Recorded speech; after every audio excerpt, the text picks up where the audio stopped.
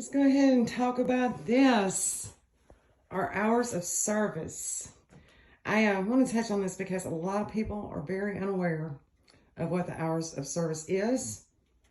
So anybody that has a commercial driver's license is required to go by the DOT hours of service. Now, it was for a little while that anybody that was within 150 miles of a city radius, they didn't have to run a log. But most of the major companies now have changed that, and they're all doing logs. A driver can work 60 hours in a 7-day period, or they can work 70 hours in an 8-day period. Then they have to take a 34-hour reset. They have to have that time off to be able to reset their hours, to get their accurate time off, to get their rest, to be able to, for their hours to catch up to them. A driver, male, female, indifferent, they can only ever drive 11 hours. Doesn't matter the rule. They're allowed to work 14 hours, but they can only ever drive 11. After anybody's been on duty for 8 hours or more, they have to take a 30-minute break by the DOT. If you have a driver that calls you up and tells you they're fatigued, this happens in truckload and LTL, it doesn't matter which industry you're in, you have to give them 10 hours off, irregardless. If they call you, tell you they're fatigued, they call you, tell you they've been drinking, any of those things, they're taken out of service for 10 hours. I've had people with this 16-hour rule. I want to talk about it in depth, so we can talk about it for just a moment. This 16-hour rule is that once every 7 days, in the event that you need to get shelter, or you can make it to the destination terminal that you're trying to reach, or the home terminal that you're trying to reach, they will allow you to drive to that place in the event that you still have not driven over 11 hours.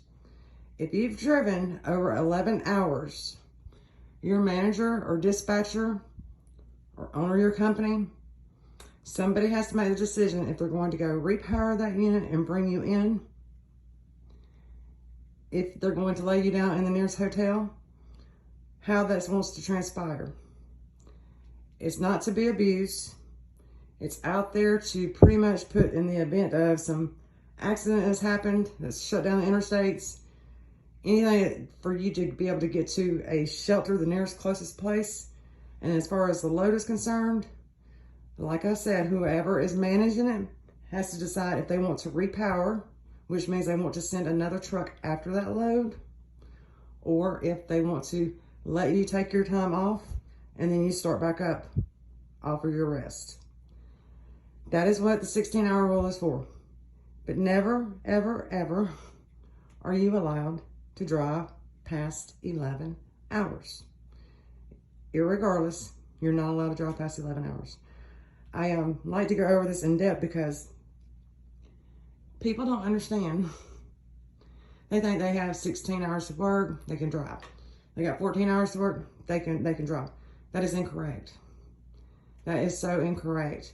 I know that a lot of the drop accounts, if a driver starts his clock and he has to go drop a trailer somewhere and then the load's not ready till 3 or 4 o'clock in the morning, you just made him start his clock for no reason, for literally an hour, and he has to go shut down for 10 before he's even allowed to move again.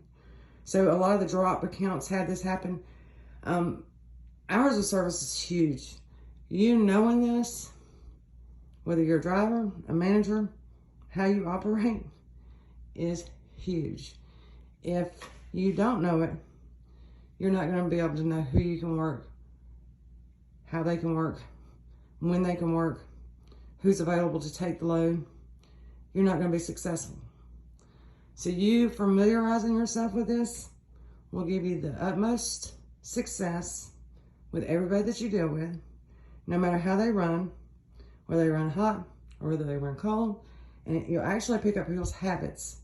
Like if they constantly go to bed on you, you can kind of know how to expect it, how to handle it, and kind of stay ahead of your game. It'll also help you in the truckload world because you can get with this broker or however you obtain that load, and And you can actually say, hey, this is what's going on with my driver, and I need you to work with the receiving end, and tell them. So there's no confusion about where their load is, what's happening. Be proactive. Tell them. Go ahead and share any advice that you've got and stay ahead of your game. That is going to be your road to success. But I did want to talk about the hours of service because so many people are not familiar with what they are. And I do suggest, if you're not familiar, please go familiarize yourself with the DOT regulations. They have websites for that. The hours of service have websites for that. And they apply to everybody, like I said. Pretty much even the big carriers now on the city side within the 150-mile radius do require somebody to use ELD and do this. So I just wanted to go over it real quick. I would really love to know if y'all have heard of anything different. If y'all have any other information you can share with me on something we can add to this. And as always, I hope you like, share, and subscribe this content. And I hope you have a blessed day.